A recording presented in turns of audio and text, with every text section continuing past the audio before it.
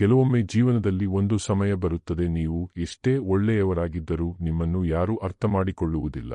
ನೀವು ಎಷ್ಟೇ ಪ್ರಾಮಾಣಿಕರಾಗಿದ್ದರೂ ನಿಮ್ಮ ಮೇಲೆ ಅನುಮಾನ ಮಾಡುತ್ತಾರೆ.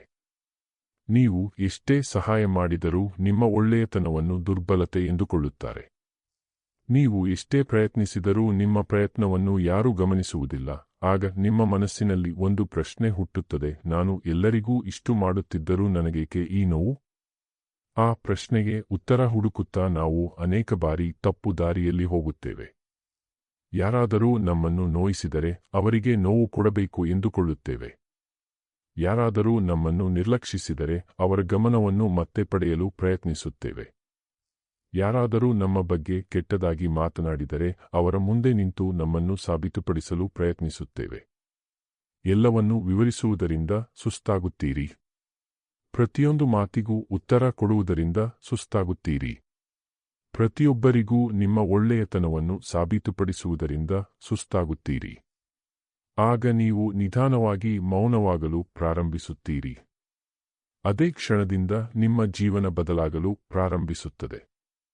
ಯಾಕೆಂದರೆ ಮೌನ ಎಂದರೆ ಕೇವಲ ಮಾತನಾಡದಿರುವುದು ಅಲ್ಲ, ಮೌನ ಎಂದರೆ ನಿಮ್ಮೊಳಗಿನ ಗೊಂದಲದ ಮೇಲೆ ನೀವು ಗೆಲ್ಲಲು ಪ್ರಾರಂಭಿಸಿರುವುದು. ಮೌನ ಎಂದರೆ ನಿಮ್ಮ ಭಾವನೆಗಳು ನಿಮ್ಮನ್ನು ನಿಯಂತ್ರಿಸುವ ಬದಲು ನೀವು ನಿಮ್ಮ ಭಾವನೆಗಳನ್ನು ನಿಯಂತ್ರಿಸಲು ಕಲಿಯುತ್ತಿರುವುದು. ಯಾರಾದರೂ ನಿಮಗೆ ಒಂದು ಮಾತು ಹೇಳಿದಾಗ ತಕ್ಷಣ ಉತ್ತರ ಕೊಡದಿರುವುದು ಬಹಳ ಕಷ್ಟ, ವಿಶೇಷವಾಗಿ ಆ ಮಾತು ನಿಮ್ಮ ಹೃದಯಕ್ಕೆ ತಾಗಿದಾಗ. ಯಾರಾದರೂ ನಿಮ್ಮ ಪ್ರಾಮಾಣಿಕತೆಯನ್ನು ಪ್ರಶ್ನಿಸಿದಾಗ ಸುಮ್ಮನಿರುವುದು ಇನ್ನೂ ಕಷ್ಟ. ಯಾರಾದರೂ ನಿಮ್ಮನ್ನು ಎಲ್ಲರ ಮುಂದೆ ಅವಮಾನಿಸಿದಾಗ ನಗುತ್ತಾ ಅಲ್ಲಿಂದ ಹೊರಟು ಹೋಗುವುದು ತುಂಬಾ ಕಷ್ಟ. ಆದರೆ ಇದೇ ಕಷ್ಟವನ್ನು ನೀವು ಕಲಿತ ದಿನ ನೀವು ಸಾಮಾನ್ಯ ವ್ಯಕ್ತಿಯಾಗಿರುವುದನ್ನು ನಿಲ್ಲಿಸುತ್ತೀರಿ. ನಿಮ್ಮೊಳಗೆ ಒಂದು ಹೊಸ ಶಕ್ತಿ ಹುಟ್ಟುತ್ತದೆ. ಅದು ಕೂಗುವುದಿಲ್ಲ, ಅದು ಯಾರನ್ನೂ ಬೆದರಿಸುವುದಿಲ್ಲ, ಅದು ತನ್ನ ಸಾಮರ್ಥ್ಯವನ್ನು ಘೋಷಿಸುವುದಿಲ್ಲ, ಅದು ಕೇವಲ ಮೌನವಾಗಿ ಕೆಲಸ ಮಾಡುತ್ತದೆ. ಮತ್ತು ಒಂದು ದಿನ ಅದರ ಫಲಿತಾಂಶ ಜಗತ್ತಿಗೆ ಕಾಣಿಸುತ್ತದೆ. ಒಬ್ಬ ಮನುಷ್ಯನ ನಿಜವಾದ ಶಕ್ತಿ ಅವನು ಎಷ್ಟು ಜೋರಾಗಿ ಮಾತನಾಡುತ್ತಾನೆ ಎಂಬುದರಲ್ಲಿ ಇಲ್ಲ, ಅವನನ್ನು ಕೋಪಗೊಳಿಸಿದಾಗ ಅವನು ಎಷ್ಟು ಶಾಂತವಾಗಿರಬಲ್ಲನು ಎಂಬುದರಲ್ಲಿ ಇದೆ. ಯಾರಾದರೂ ನಿಮ್ಮನ್ನು ಪ್ರಚೋದಿಸಿದಾಗ ನೀವು ತಕ್ಷಣ ಸಿಡಿದುಬಿಟ್ಟರೆ ಅವರು ನಿಮ್ಮನ್ನು ನಿಯಂತ್ರಿಸುತ್ತಿದ್ದಾರೆ ಎಂದರ್ಥ. ಅವರು ನಿಮ್ಮ ಭಾವನೆಗಳ ರಿಮೋಟ್ ಅನ್ನು ತಮ್ಮ ಕೈಯಲ್ಲಿ ಹಿಡಿದಿದ್ದಾರೆ ಎಂದರ್ಥ. ಜೀವನದಲ್ಲಿ ಕೆಲವು ಜನರು ನಿಮ್ಮನ್ನು ಪ್ರಚೋದಿಸಲು ಮಾತ್ರ ಬರುತ್ತಾರೆ. ಅವರು ನಿಮ್ಮಿಂದ ಒಂದು ಪ್ರತಿಕ್ರಿಯೆಯನ್ನು ಪಡೆಯಲು ಬಯಸುತ್ತಾರೆ. ನೀವು ಕೋಪಗೊಳ್ಳಬೇಕು, ನೀವು ಜಗಳ ಮಾಡಬೇಕು, ನೀವು ಅವರೊಂದಿಗೆ ವಾದಿಸಬೇಕು ಎಂದು ಬಯಸುತ್ತಾರೆ. ನಿಮ್ಮ ಜೀವನವನ್ನು ಬದಲಿಸಲು ನೀವು ಯಾರನ್ನೂ ಸೋಲಿಸಬೇಕಾಗಿಲ್ಲ. ನಿಮ್ಮನ್ನು ನೀವು ಬದಲಿಸಬೇಕು. ನಿಮ್ಮ ಹಳೆಯ ಅಭ್ಯಾಸಗಳನ್ನು ಸೋಲಿಸಬೇಕು. ನಿಮ್ಮ ಭಯವನ್ನು ಸೋಲಿಸಬೇಕು. ನಿಮ್ಮ ಸೋಮಾರಿತನವನ್ನು ಸೋಲಿಸಬೇಕು. ನಿಮ್ಮ ಅನುಮಾನವನ್ನು ಸೋಲಿಸಬೇಕು. ನಿಮ್ಮ ನನ್ನಿಂದ ಆಗುವುದಿಲ್ಲ ಎನ್ನುವ ಆಲೋಚನೆಯನ್ನು ಸೋಲಿಸಬೇಕು. ಇವುಗಳ ಮೇಲೆ ಗೆದ್ದಾಗ ಜಗತ್ತಿನಲ್ಲಿ ಯಾರೂ ನಿಮ್ಮನ್ನು ತಡೆಯಲು ಸಾಧ್ಯವಿಲ್ಲ. ನೀವು ಈಗ ಎಲ್ಲಿ ಇದ್ದೀರಿ ಎಂಬುದು ಮುಖ್ಯವಲ್ಲ, ನಿಮ್ಮ ಬಳಿ ಎಷ್ಟು ಹಣವಿದೆ ಎಂಬುದು ಮುಖ್ಯವಲ್ಲ, ನಿಮ್ಮನ್ನು ಎಷ್ಟು ಜನ ಬೆಂಬಲಿಸುತ್ತಾರೆ ಎಂಬುದು ಮುಖ್ಯವಲ್ಲ, ನೀವು ಎಷ್ಟು ಬಾರಿ ಸೋತಿದ್ದೀರಿ ಎಂಬುದು ಮುಖ್ಯವಲ್ಲ. ನೀವು ಇನ್ನೂ ಎದ್ದು ನಿಲ್ಲಲು ಸಿದ್ಧರಿದ್ದೀರಾ? ನೀವು ಇನ್ನೂ ನಿಮ್ಮ ಜೀವನಕ್ಕಾಗಿ ಹೋರಾಡಲು ಸಿದ್ಧರಿದ್ದೀರಾ?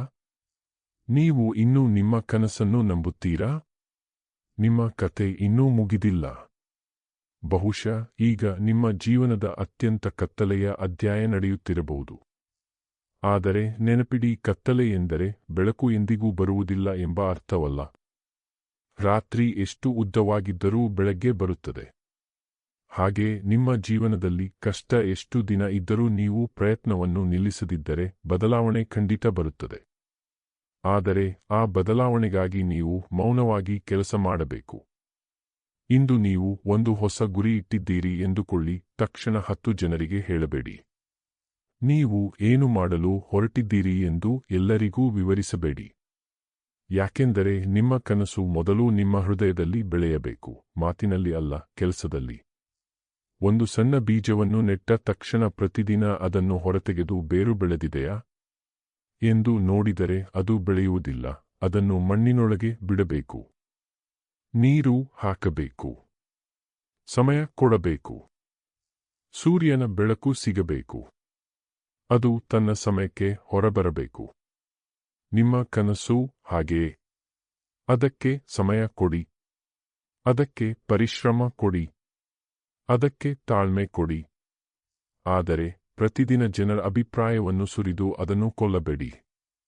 ಯಾರಾದರೂ ನಿನ್ನಿಂದ ಆಗುವುದಿಲ್ಲ ಎಂದರೆ ನಿಮ್ಮ ಕನಸು ಸಾಯಬಾರದು. ಯಾರಾದರೂ ನೀನು ತುಂಬಾ ದೊಡ್ಡ ಕನಸು ಕಾಣುತ್ತಿದ್ದೀಯಾ ಎಂದರೆ ನಿಮ್ಮ ಕನಸು ಸಾಯಬಾರದು. ಯಾರಾದರೂ ನಕ್ಕರೆ ನಿಮ್ಮ ಕನಸು ಸಾಯಬಾರದು. ಯಾಕೆಂದರೆ ನಿಮ್ಮ ಜೀವನದ ಕನಸು ನಿಮ್ಮದು. ಅದನ್ನು ಬದುಕಬೇಕಾದವನು ನೀವು. ಅದರ ಫಲಿತಾಂಶವನ್ನು ಅನುಭವಿಸಬೇಕಾದವನು ನೀವು. ಹಾಗಾಗಿ ನಿಮ್ಮ ಕನಸನ್ನು ಕಾಪಾಡಿಕೊಳ್ಳಿ. ಅದರ ಬಗ್ಗೆ ಕಡಿಮೆ ಮಾತನಾಡಿ. ಅದಕ್ಕಾಗಿ ಹೆಚ್ಚು ಕೆಲಸ ಮಾಡಿ. ನಿಮ್ಮ ಗುರಿಯನ್ನು ಪ್ರತಿದಿನ ನೆನಪಿಸಿಕೊಳ್ಳಿ. ನಿಮ್ಮ ಸಮಯವನ್ನು ಗೌರವಿಸಿ. ನಿಮ್ಮ ಬೆಳಗ್ಗನ್ನು ವ್ಯರ್ಥ ಮಾಡಬೇಡಿ. ನಿಮ್ಮ ರಾತ್ರಿಯನ್ನು ವ್ಯರ್ಥ ಮಾಡಬೇಡಿ. ನಿಮ್ಮ ಜೀವನದ ಪ್ರತಿಯೊಂದು ದಿನವೂ ನಿಮ್ಮ ಭವಿಷ್ಯದ ಒಂದು ಭಾಗ. ಇಂದು ನೀವು ವ್ಯರ್ಥ ಮಾಡಿದ ಸಮಯವನ್ನು ನಾಳೆ ಹಣ ಕೊಟ್ಟು ಮರಳಿ ಪಡೆಯಲು ಸಾಧ್ಯವಿಲ್ಲ. ಆದ್ದರಿಂದ ನಿಮ್ಮ ಶಕ್ತಿಯನ್ನು ಎಲ್ಲಿ ಬಳಸಬೇಕು ಎಂಬುದನ್ನು ಕಲಿಯಿರಿ. ಪ್ರತಿಯೊಂದು ವಾದವೂ ನಿಮ್ಮ ಸಮಯಕ್ಕೆ ಅರ್ಹವಲ್ಲ. ಪ್ರತಿಯೊಬ್ಬ ವ್ಯಕ್ತಿಯೂ ನಿಮ್ಮ ವಿವರಣೆಗೆ ಅರ್ಹನಲ್ಲ. ಪ್ರತಿಯೊಂದು ಟೀಕೆಯೂ ನಿಮ್ಮ ಗಮನಕ್ಕೆ ಅರ್ಹವಲ್ಲ. ಕೆಲವು ಮಾತುಗಳನ್ನು ಗಾಳಿಯಲ್ಲಿ ಬಿಡಿ. ಕೆಲವು ಜನರನ್ನು ಅವರ ದಾರಿಯಲ್ಲಿ ಬಿಡಿ. ಕೆಲವು ಸಂಬಂಧಗಳನ್ನು ಸಮಯಕ್ಕೆ ಒಪ್ಪಿಸಿ. ನಿಮ್ಮ ದಾರಿಯಲ್ಲಿ ನೀವು ನಡೆಯಿರಿ. ಒಂದು ದಿನ ನಿಮಗೆ ಅರ್ಥವಾಗುತ್ತದೆ, ಎಲ್ಲರನ್ನೂ ಸಂತೋಷಪಡಿಸಲು ಪ್ರಯತ್ನಿಸುವುದು ಅಸಾಧ್ಯ. ನೀವು ಒಬ್ಬರಿಗೆ ಇಷ್ಟವಾಗುವಂತೆ ಬದುಕಿದರೆ ಇನ್ನೊಬ್ಬರಿಗೆ ಇಷ್ಟವಾಗುವುದಿಲ್ಲ. ನೀವು ಒಂದು ನಿರ್ಧಾರ ತೆಗೆದುಕೊಂಡರೆ ಯಾರಾದರೂ ಟೀಕಿಸುತ್ತಾರೆ. ನೀವು ಬೇರೆ ನಿರ್ಧಾರ ತೆಗೆದುಕೊಂಡರೂ ಯಾರಾದರೂ ಟೀಕಿಸುತ್ತಾರೆ. ನಿಮ್ಮ ಜೀವನವನ್ನು ಜನರ ಅಭಿಪ್ರಾಯಕ್ಕೆ ಏಕೆ ಒಪ್ಪಿಸಬೇಕು? ನಿಮ್ಮ ಜೀವನ ನಿಮ್ಮದು. ನಿಮ್ಮ ಸಮಯ ನಿಮ್ಮದು. ನಿಮ್ಮ ಕನಸು ನಿಮ್ಮದು. ನಿಮ್ಮ ನಿರ್ಧಾರವೂ ನಿಮ್ಮದೇ. ಆದರೆ ಒಂದು ವಿಷಯ ಮಾತ್ರ, ನಿಮ್ಮ ನಿರ್ಧಾರಗಳ ಪರಿಣಾಮವನ್ನು ಸ್ವೀಕರಿಸುವಷ್ಟು ಧೈರ್ಯವೂ ನಿಮ್ಮಲ್ಲಿರಬೇಕು. ಅದು ಪ್ರೌಢತೆ. ಮೌನ ಎಂದರೆ ಜವಾಬ್ದಾರಿಯಿಂದ ಓಡಿಹೋಗುವುದು ಅಲ್ಲ. ಮೌನ ಎಂದರೆ ಅನ್ಯಾಯವನ್ನು ಸಹಿಸಿಕೊಳ್ಳುವುದು ಅಲ್ಲ. ಮೌನ ಎಂದರೆ ಅಗತ್ಯವಿದ್ದಾಗ ಮಾತನಾಡಬಾರದು ಎಂದೂ ಅಲ್ಲ. ಮೌನ ಎಂದರೆ ಯಾವಾಗ ಮಾತನಾಡಬೇಕು ಮತ್ತು ಯಾವಾಗ ಮೌನವಾಗಬೇಕು ಎಂಬ ವಿವೇಕ. ಕೆಲವೊಮ್ಮೆ ಮಾತನಾಡುವುದು ಅಗತ್ಯ. ನಿಮ್ಮ ಹಕ್ಕಿಗಾಗಿ ಮಾತನಾಡಬೇಕು. ನಿಮ್ಮ ಕುಟುಂಬಕ್ಕಾಗಿ ಮಾತನಾಡಬೇಕು. ನಿಮ್ಮ ಸುರಕ್ಷತೆಗಾಗಿ ಮಾತನಾಡಬೇಕು. ಅನ್ಯಾಯದ ವಿರುದ್ಧ ಮಾತನಾಡಬೇಕು. ಆದರೆ ಕೇವಲ ಅಹಂಕಾರಕ್ಕಾಗಿ ಮಾತನಾಡಬೇಕಾದಾಗ ಮೌನವೇ ಉತ್ತಮ. ನಾನು ಗೆಲ್ಲಬೇಕು ಎಂಬ ಅಹಂಕಾರಕ್ಕಾಗಿ ನಡೆಯುವ ವಾದದಲ್ಲಿ ಗೆದ್ದರೂ ಏನು ಪ್ರಯೋಜನ? ಹೋದ ಸಮಯ ಮತ್ತೆ ಬರುವುದಿಲ್ಲ. ಆದ್ದರಿಂದ ನಿಮ್ಮ ಸಮಯವನ್ನು ಗೌರವಿಸಿ. ನಿಮ್ಮ ಶಕ್ತಿಯನ್ನು ಗೌರವಿಸಿ. ನಿಮ್ಮ ಗಮನವನ್ನು ಗೌರವಿಸಿ.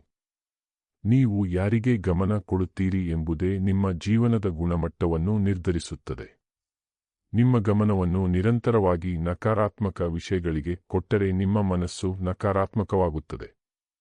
ನಿಮ್ಮ ಗಮನವನ್ನು ಬೆಳವಣಿಗೆಗೆ ಕೊಟ್ಟರೆ ನೀವು ಬೆಳೆಯುತ್ತೀರಿ.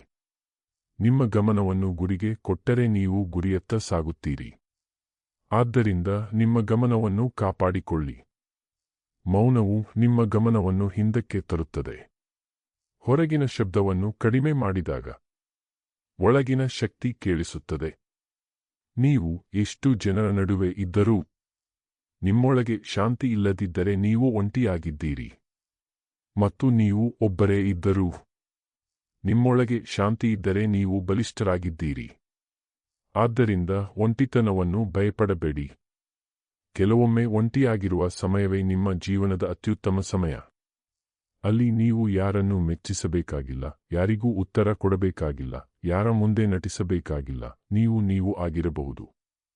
ನಿಮ್ಮ ತಪ್ಪುಗಳನ್ನು ನೋಡಬಹುದು. ನಿಮ್ಮ ಭಯವನ್ನು ಒಪ್ಪಿಕೊಳ್ಳಬಹುದು.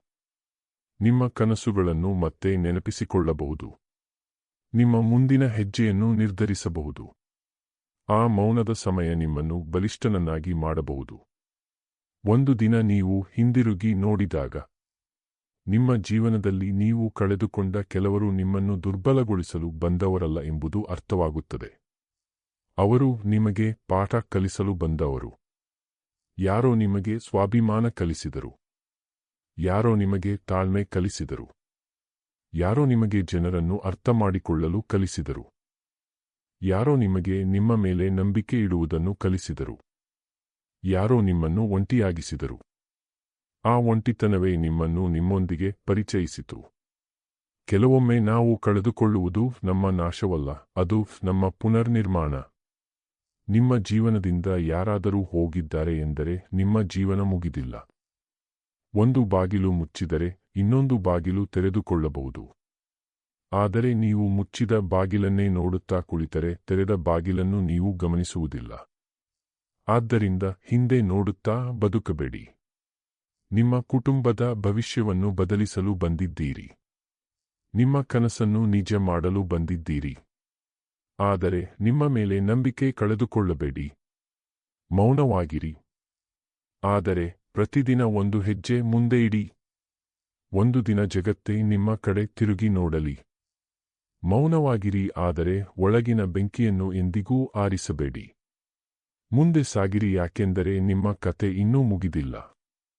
ಈ ವಿಡಿಯೋ ನಿಮಗೆ ಸ್ವಲ್ಪವಾದರೂ ಪ್ರೇರಣೆ ನೀಡಿದ್ದರೆ ತಪ್ಪದೇ ಲೈಕ್ ಮಾಡಿ. ನಿಮ್ಮ ಕುಟುಂಬ ಮತ್ತು ಸ್ನೇಹಿತರೊಂದಿಗೆ ಈ ಸಂದೇಶವನ್ನು ಹಂಚಿಕೊಳ್ಳಿ. ಇಂತಹ ಶ್ರೀಕೃಷ್ಣನ ಜೀವನ ಪಾಠಗಳು, ಭಗವದ್ಗೀತೆಯ ಅಮೂಲ್ಯ ಸಂದೇಶಗಳು ಮತ್ತು ಪ್ರೇರಣಾದಾಯಕ ಕನ್ನಡ ವಿಡಿಯೋಗಳಿಗಾಗಿ ನಮ್ಮ ಚಾನೆಲ್ ಅನ್ನು ಸಬ್ಸ್ಕ್ರೈಬ್ ಮಾಡಿ ಮತ್ತು ಬೆಲ್ ಐಕಾನ್ ಒತ್ತುವುದನ್ನು ಮರೆಯಬೇಡಿ.